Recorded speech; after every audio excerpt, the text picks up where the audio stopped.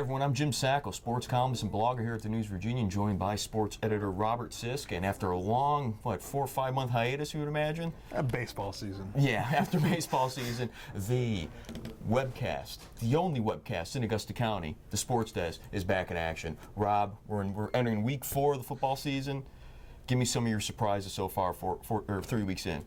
Stewart's draft, I think, is the biggest one. Lose 14 seniors, come back, win 2 games against tough opponents. I didn't see that coming. I thought they'd be in the doghouse this year waiting to rebuild. But that Stewart's draft team and Rod Bowers surprised everybody. I mean, they pummeled Riverheads after the first quarter, and they handled Wilson pretty well, too. So I don't know how far they're going to go from here, but they've definitely been a surprise at the start of the season. One thing, though, is that I think because even before the season started, you almost convinced that they might be well. I remember you kind of talked me into it almost. When I first saw them at practice and just how well they ran that wing tee and how well the defense came together and that everybody was – it was a Stewart's draft team. Everybody was tight. They all knew what they needed to do. They knew their job. They listened to the coaches. I had a feeling that this team might not be as bad as I thought. They might go 500. They might win 6 games, but just to see how big they've won, that was a complete surprise. The running game has been nothing short of superb with DJ Hines, and then you got Travis Shiflett, who's been phenomenal, and that defense as well. You got a middle linebacker there, Michael Hicklin, who just really waited his turn and just kind of exploded against Riverheads. Exactly. And what it really comes down to is the way those linemen stepped up this year. They lost the entire line last year with the exception of Zach Glass. You lost Chris Mahanis, J.D. Hines. You lost all these guys, and these young juniors, sophomores came and filled those holes, and they're opening up big holes for Shiflett just to run through and a new Hines to run through. My surprise got to be Buffalo Gap once again, staying, continuing winning, going for their 18th straight win. 18th straight win. You kind of, with the loss of Travis Morris, I expected, and a few of those other guys like Josh Wanger and a lot of those other big names, I kind of thought maybe you'd see a little bit of a hiccup here, but you really haven't seen a hiccup, even with Ryan Sheridan on the shelf for the first game. But the team is still essentially the same. They lost a lot of key players, but they didn't lose everybody. The loss of Wanger was huge. The loss of Morris was huge. But they also still have a pretty decent line. They have a strong defense. They still have Michael Johnson. They still have Pickle Knuckles. So they've got the makings of a great team. It just depends on how well they do in the Shenandoah District. That's going to be their first test. They got Page and Riverheads. Once they hit them, then we'll really know how good they are. Their non-district schedule is not as heavy, especially their first 2 weeks, as some of the other teams.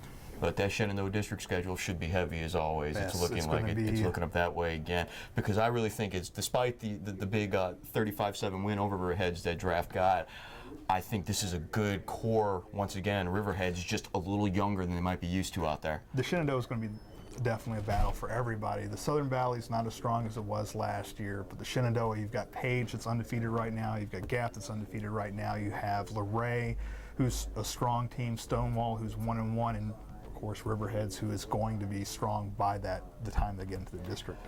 I think it's going to be the place to be. The only question mark in that Shenandoah right now seems to be Wilson Memorial, who, they got the week off this past week, but it's really tough to fix lack of size and youth, which it seems like this team has in surplus. Yeah, that's something that's hindered them for the past 2 years. It's always youth. You think eventually they get older, but they just lose half the team every year, and they just haven't gotten a handle on that. Eventually, they're going to be a great team. You see the makings in their JV squad.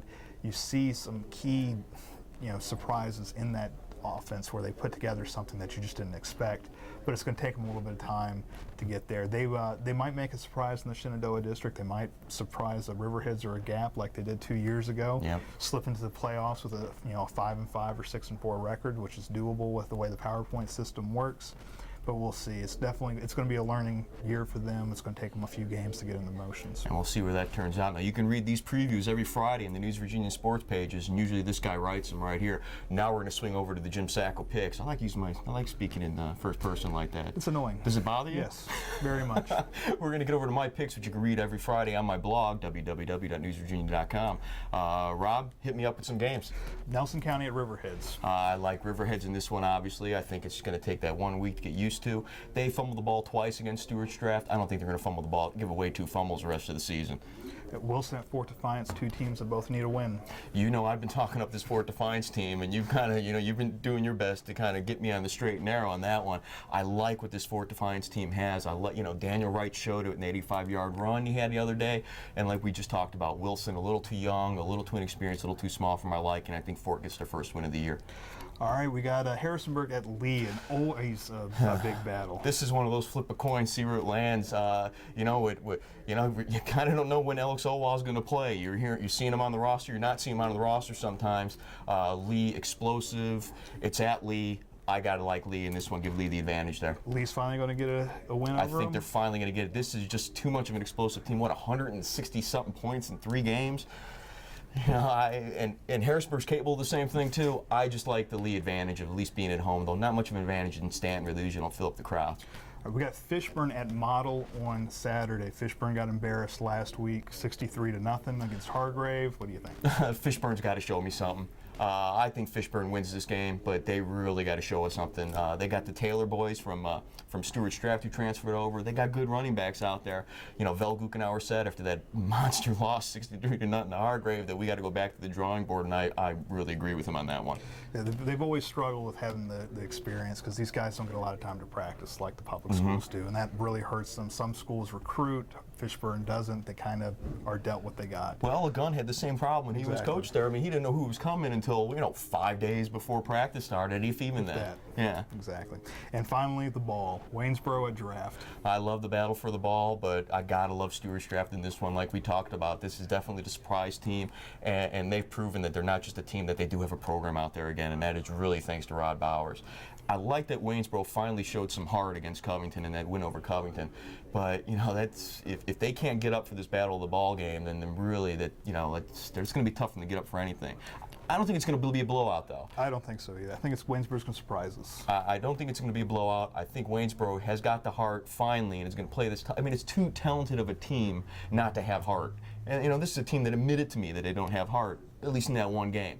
Covington, they showed it, but you can't give up 32 points like they did to Covington to Stuart Straft. You're not going to win, just ask Riverheads. And they did trail to Covington after the first half, but they were able to put a strong third quarter together to get the win, which we haven't seen that from Waynesboro a lot. Usually the third quarter is where everything just falls apart and they lose the game. So maybe it's a sign that we're going to see something special. I hope so, because in the past, like you said, it's been those first 2 quarters where that team is just, lights out. And then that second half rolls around and it's just, let's see what happens. Hey, Rob, I'm 6, 7, 8, 9. I'm 9-2 in my picks so far this year. What do you think about that?